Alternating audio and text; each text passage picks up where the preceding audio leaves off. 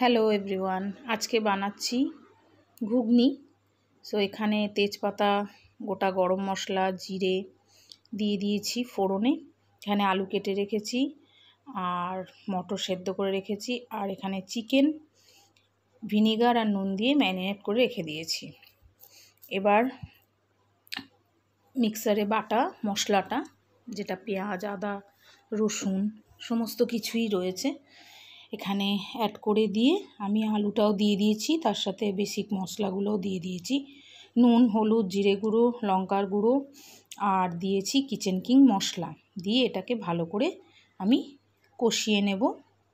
তার সাথে chicken কিমাটাও add করে দিয়েছি, সব মিলিয়ে ভালো করে কষাবো। এই যে ঘুগনি আমার রেডি।